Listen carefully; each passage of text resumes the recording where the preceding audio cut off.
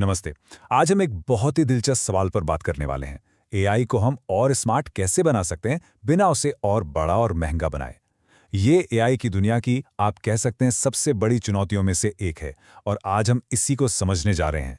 तो सवाल सीधा सा है, क्या हमारे पास एआई मॉडल्स को और बड़ा और खर्चीला बनाने के अलावा कोई और रास्ता है? क्या हम उन्हें ज़्यादा कुशल, ज़्यादा स्मार्ट नहीं बना सकते? असल में यही वो खोज है जो एआई डेवलपमेंट में आजकल हर कोई कर रहा है, बेहतर तरीकों की खोज। अच्छा, इस पूरी प्रॉब्लम को समझने के लिए ना एक सिंपल सी एनालॉजी लेते हैं, टीचर स्टूडेंट की। सोचिए, एक तरफ है एक टीचर एआई, जैसे कि जीपीटी ओसिस 120B। ये बहुत पावरफुल है, बहुत कुछ जानता है, लेकिन थोड़ा स्लो है। और फिर दूसरी तरफ है एक स्टूडेंट एआई, मान लीजिए QN3 8B। ये छोटा है, तेज है और हाँ, काफ़ी सस्ता भी। तो सबसे लॉजिकल तरीका क्या लगता है? यही ना कि जो टीचर मॉडल है वो स्टूडेंट मॉडल को सिखाए, मतलब उसके लिए ट्रेनिंग डेटा तैयार करे। इसे टेक्निकल भाषा में सुपरवाइज्ड फाइन ट्यूनिंग या SFT कहते हैं। सीधी सी बात है, टीचर स्टूडेंट को पढ़ा रहा है। सुनने में तो ये एकदम परफेक्ट लगता है, राइट? लेकिन यहाँ एक ट्विस्ट है। क्या हो अगर ये तरीका स्टूडेंट मॉडल को बेहतर बनाने की जगह उसे और भी खराब कर दे? जी हाँ, और यहीं से ये कहानी बहुत ज़्यादा इंटरेस्टिंग हो जाती है। और इसी को कहते हैं एआई ट्रेनिंग पैराडॉक्स। ये एक पहेली है। आखिर ऐसा क्यों हो रहा है कि एक इतना काबिल टीचर अपने स्टूडेंट को होशियार बनाने की जगह उसे और कमजोर बना रहा है? चलिए इस मिस्ट्री को सॉल्व करते हैं। और मेरे पास सिर्फ बातें नहीं है, डेटा है। देखिए, ये आंकड़े सच में चौंकाने वाले हैं। जब स्टूडेंट मॉडल को सिर्फ टीचर के दिए हुए डेटा पर ट्रेन किया गया तो उसकी performance live code bench pro पर 3.25% गिर गई और ओजे बेंच पर तो पूरे 10.02% की गिरावट। मतलब जो हम उम्मीद कर रहे थे, ये तो उसका ठीक उल्टा हो गया। रिसर्चर्स ने इस प्रॉब्लम को एक नाम दिया है, कैटास्ट्रोफिक फॉरगेटिंग। अब इसका मतलब क्या है? जरा सोचिए, एक बहुत टैलेंटेड म्यूजिशियन है, उसे आप एक नए गुरु के पास भेजते हैं और वो अपना पुराना सारा हुनर ही भूल जाता है। कुछ ऐसा ही उस स्टूडेंट मॉडल के साथ हो रहा था। तो सवाल यह है कि आखिर इस पहेली का राज क्या है? जवाब छुपा है एक बहुत ही सिंपल सी चीज में, एआई का स्टाइल। चलिए अब इस स्टाइल के कोड को क्रैक करते हैं। देखिए, प्रॉब्लम की जड़ ये है कि हर एआई मॉडल का सोचने का, या यूं कहें कि जवाब देने का, एक अपना तरीका होता है, एक अपना स्टाइल। और जब टीचर का स्टाइल स्टूडेंट के अपने नेचुरल स्टाइल से मेल नहीं खाता तो वो बेचारा कंफ्यूज हो जाता है। टेक्निकली इस प्रॉब्लम को कहते हैं स्टाइलिस्टिक डाइवर्जेंस। मतलब जब टीचर के टेक्स्ट जनरेट करने का ढंग स्टूडेंट के ढंग से इतना अलग हो कि ट्रेनिंग के दौरान स्टूडेंट को कुछ समझ ही नहीं आता कि उसे क्या सीखना है। तो फिर इसका सल्यूशन क्या है? रिसर्चर्स ने एक बहुत ही खूबसूरत और सिंपल आइडिया निकाला। उन्होंने कहा, क्या को कैसे से अलग कर दो। सिंपल।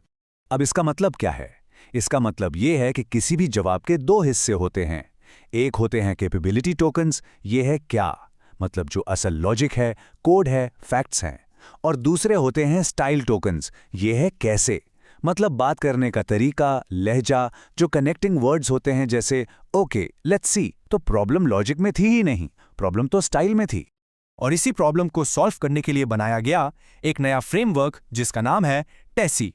और ये सिर्फ कोई छोटा मोटा फिक्स नहीं है, ये एक पूरा कोऑपरेटिव सॉल्यूशन है। टेसी का फुल फॉर्म है teacher student cooperation data synthesis.